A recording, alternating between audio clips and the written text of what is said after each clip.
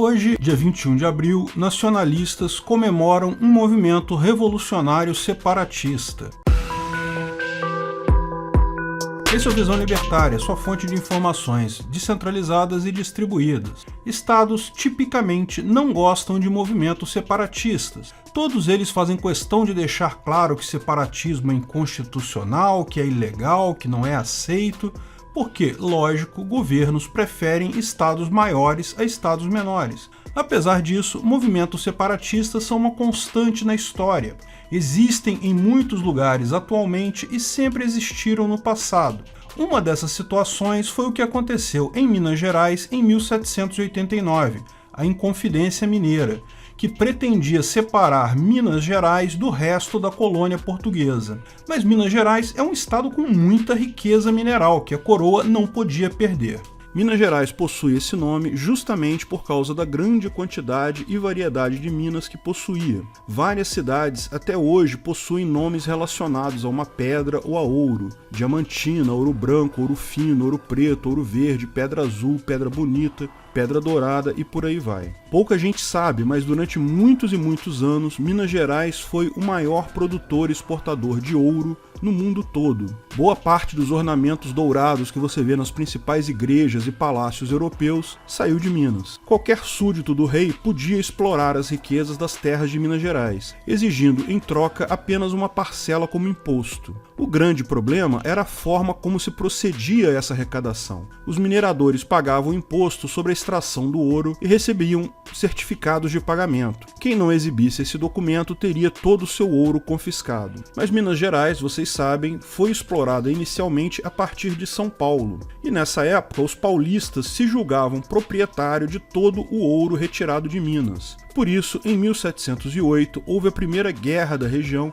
entre mineiros e paulistas. A autoridade da coroa portuguesa contribuiu para o fim do conflito, que então passou a controlar com maior rigor a exploração de ouro em Minas, recolhendo 20% de tudo que era produzido, o que ficou conhecido como o quinto. Antes do quinto, o ouro em pó era a principal moeda de troca, pois era fácil de pesar e fragmentar, mas obviamente dificultava a cobrança do imposto. Por isso, em 1719, o rei Dom João V assinou uma lei criando as casas de fundição, mudando novamente as regras para a cobrança do imposto. Ninguém deveria sair levando ouro que não estivesse sido quintado e proibia-se terminantemente a circulação do ouro em pó. Quem fosse apanhado com isso e não estivesse se dirigindo para as casas de fundição seria tratado como contrabandista, teria seus bens confiscados e poderia mesmo ser deportado para a África. Essa medida provocou enorme descontentamento na população, além de gerar sérios problemas no comércio, uma vez que nem todos tinham ouro o suficiente para ser transformado em barra. Principalmente atrapalhava os mais pobres, que nunca juntavam o suficiente. Mais uma maneira eficiente que o Estado arranjou de matar pobre. Tão logo as casas de fundição começaram a funcionar,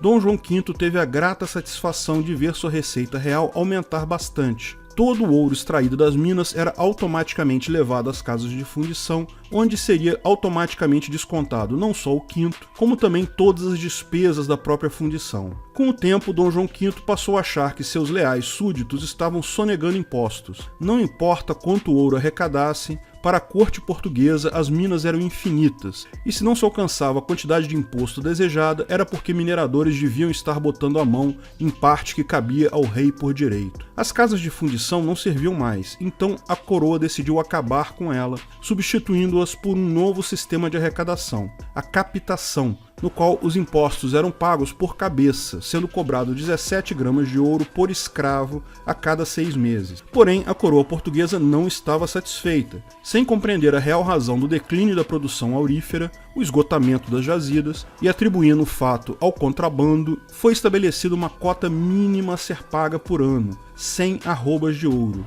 Caso esse valor não fosse atingido, a coroa lançava a derrama, uma contribuição coletiva rateada entre todos os moradores da capitania, mineradores ou não, para cobrir os prejuízos do rei. Olha que maravilha isso, né? Você decide quanto você quer ganhar e o pessoal tem que dar um jeito de te entregar esse dinheiro, senão é punido. Até 1766, a cota sempre foi atingida. Contudo, com o esgotamento das minas, os mineiros não conseguiam mais pagar o tributo, que foi se acumulando ano a ano. Então, por volta de 1788, começou-se a falar que a derrama seria cobrada de todos e todos iriam à falência. Isso atingiu expressivamente a classe mais abastada de Minas Gerais, proprietários rurais, comerciantes, intelectuais, clérigos, militares, que, descontentes, começaram a se reunir para conspirar. E assim começou a Inconfidência Mineira. A Inconfidência Mineira não foi um movimento que surgiu de iniciativa popular. Quem era pobre durante todo esse tempo sempre esteve na pior, mas só foi mexer com a elite que aí eles começaram a decidir a fazer alguma coisa. Contratantes, padres, clérigos, coronéis, capitães e sargentos se juntaram, e entre eles estava Joaquim José da Silva Xavier. Joaquim era tropeiro, minerador, comerciante e militar, mas por causa do ofício que também realizava como dentista, foi apelidado de Tiradentes. A conspiração pretendia eliminar a dominação portuguesa de Minas Gerais, estabelecendo um país independente. Não havia a intenção de liberar toda a colônia brasileira, pois naquele momento uma identidade nacional ainda não existia. A forma de governo escolhida para o novo país foi estabelecida uma república, inspirado pelas ideias iluministas da França e a independência recente dos Estados Unidos da América. Não havia intenção de liberar escravos também, já que muitos dos participantes do movimento eram detentores dessa mão de obra. Porém, antes que a conspiração se transformasse de fato em uma revolução, o movimento foi traído no dia 15 de março de 1789 pelo coronel Joaquim Silvério dos Reis, que fez a denúncia para obter o perdão das suas dívidas com a coroa. Agora presos, todos os inconfidentes aguardaram durante 3 anos pela finalização do seu julgamento. Durante o inquérito judicial, todos negaram a sua participação no movimento,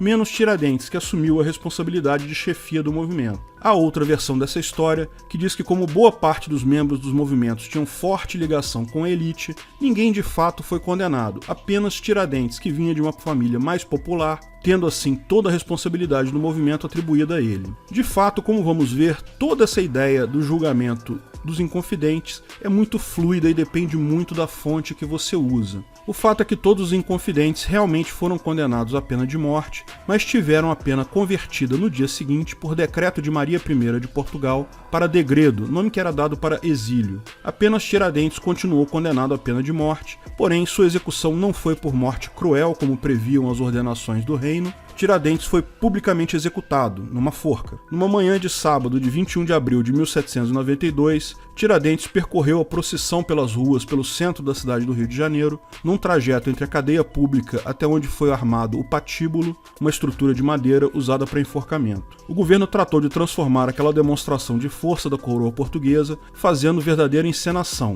A leitura da sentença se estendeu por 18 horas, após a qual houve discursos de aclamação à rainha, cortejo munido de fanfarra, composta por toda a tropa local. Essa também pode ter sido uma das possíveis causas para a preservação da memória de Tiradentes. A coroa fez uma apresentação para que todos pudessem ver, e todo esse espetáculo acabou por despertar a ira da população que presenciou o evento, quando a intenção era o contrário, intimidar a população para que não houvessem novas revoltas. Após a execução, o corpo foi levado em uma carreata do exército para a casa de trem, hoje parte do Museu Histórico Nacional, onde foi esquartejado. O tronco do corpo foi entregue à Santa Casa de Misericórdia, sendo enterrado como indigente. A cabeça e os 4 braços foram salgados para não apodrecerem rapidamente, colocados em saco de couro e enviados para Minas Gerais, sendo pregados em lugares onde Tiradentes pregou suas ideias revolucionárias. A casa em que morava foi queimada e o terreno foi salgado para que nada crescesse na terra. A cabeça foi exposta em Vila Rica, atual Ouro Preto, no alto de um poste em frente à sede do governo. O castigo era exemplar a fim de dissuadir qualquer outra tentativa